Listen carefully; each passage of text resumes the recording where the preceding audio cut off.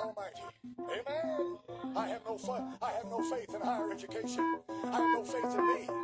Time and time again, I've stood up in this pulpit to preach the word of God and wondered where the message was going to come from and where the power of the Spirit would be.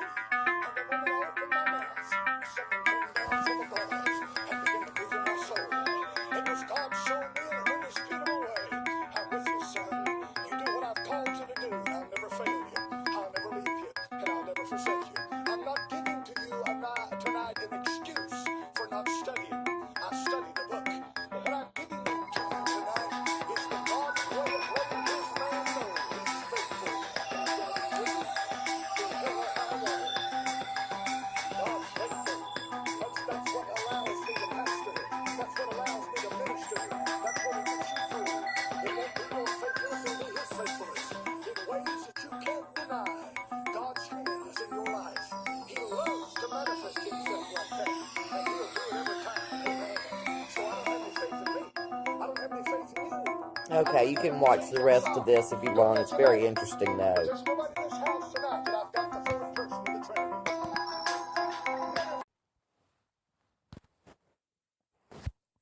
I suggest let's go over this one more time of the fake sun and the Fresnel lens and everything that's involved in the fake sun. So let's start with the International Space Station.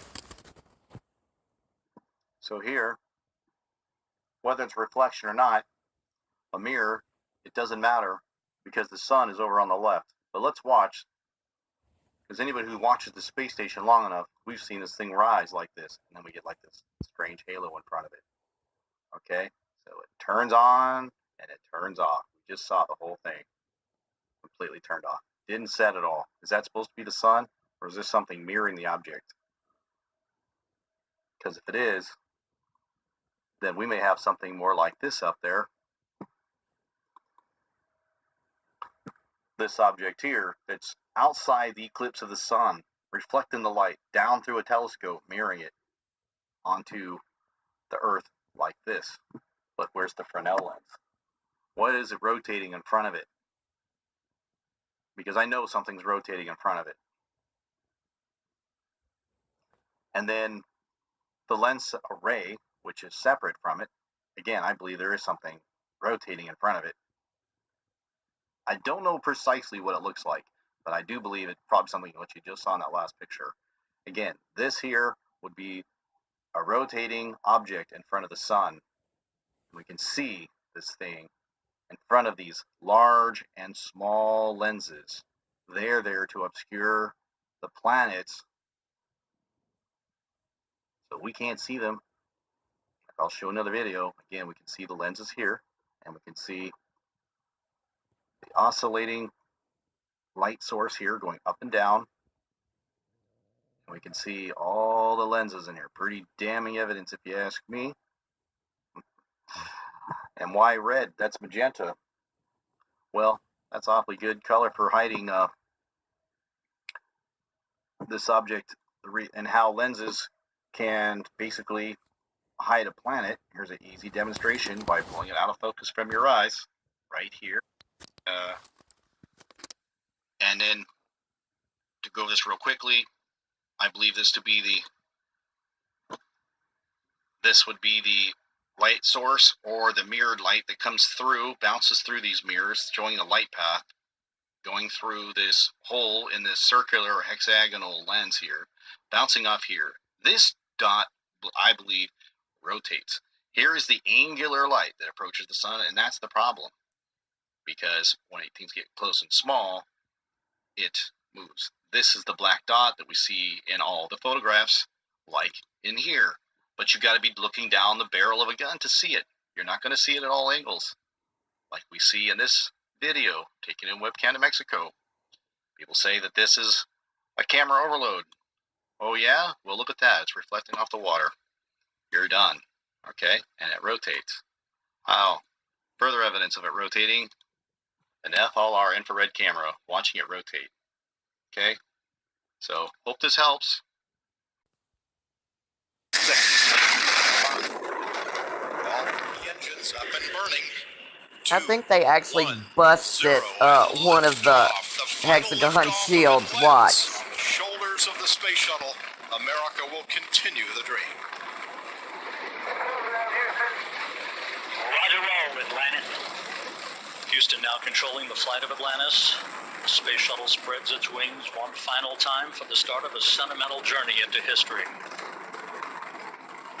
24 seconds into the flight, roll program complete. Atlantis now heads down, wings level on the proper alignment for its 8.5-minute ride to orbit.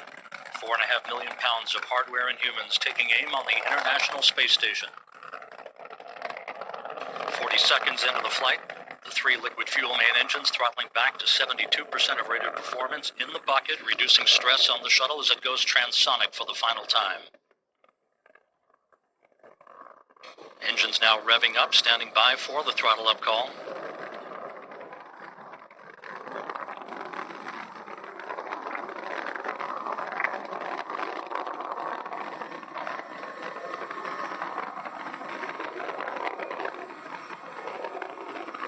Atlantis, go at throttle up, no action, DPDT.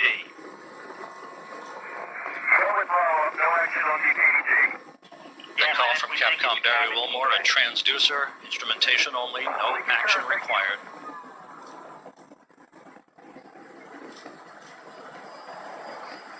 Atlantis now 15 miles in altitude, already 16 miles downrange from the Kennedy Space Center, 1 minute 40 seconds into the flight.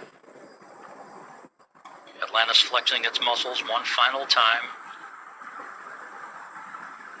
Atlantis traveling almost 2,600 miles an hour, 21 miles in altitude, 24 miles downrange, standing by for solid rocket booster separation.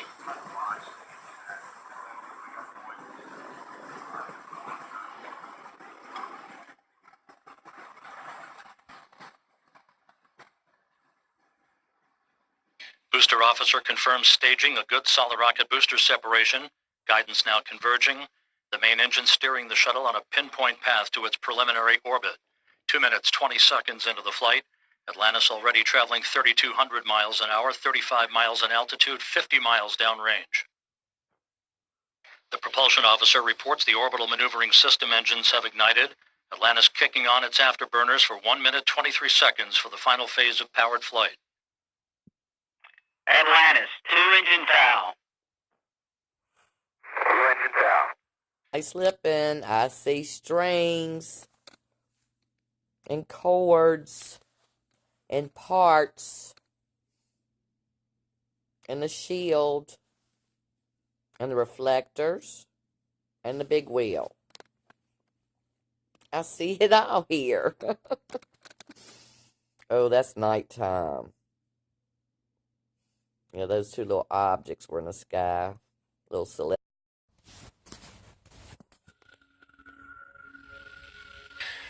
Guidance officer confirms that Orion has reached entry interface.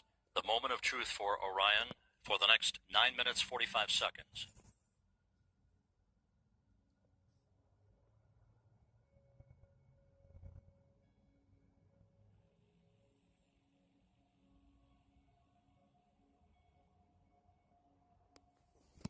Please look at what's blacked out in the background also.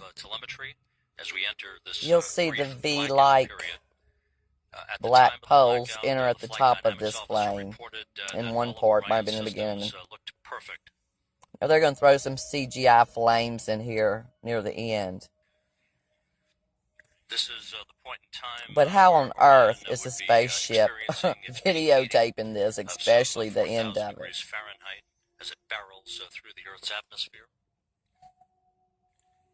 traveling about 20,000 miles an hour, some 84% of the velocity of a spacecraft returning from the moon.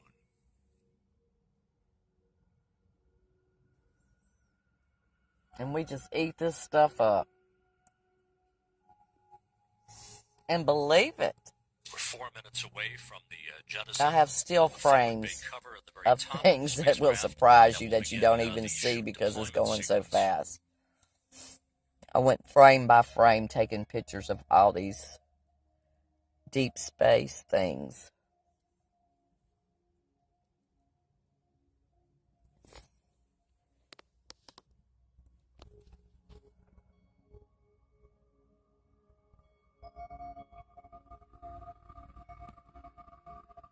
Now look at the shape of that.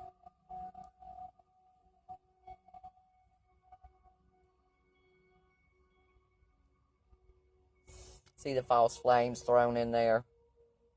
There's more flames. More CGI. Let's get a last burst of flames, y'all. And we've reacquired signal from Orion. Good data being processed. Okay, folks, I'm here commenting on the reptilian case. This basically, until recently, I thought these news reporters and everything may have been a glitch in regard to the cameras. But after seeing this particular video, I no longer think that. I noticed here, right here, there's things changing to his face. You can start to see it in his arm as well. And that's not a tattoo on his left arm. It's actually the thing now starting to appear. You'll now start to see it appearing behind him. But if you notice, it's very clearly attached to his face. Yet no other part of the video except for behind him and his arm. And notice how it moves with him. It's down his leg. You can actually see that this thing is actually clearly attached to him. But notice those two back legs to the rear. And they are actually moving back legs. As he moves, they move. It's not a reverb of him. It's not a digital mistake. I believe the camera has actually picked this up. And I've seen it in the news reports now. Up until recently, I believed that they were fakes. But after I spotted this video myself, I no longer believe them to be fakes. I believe them to be true.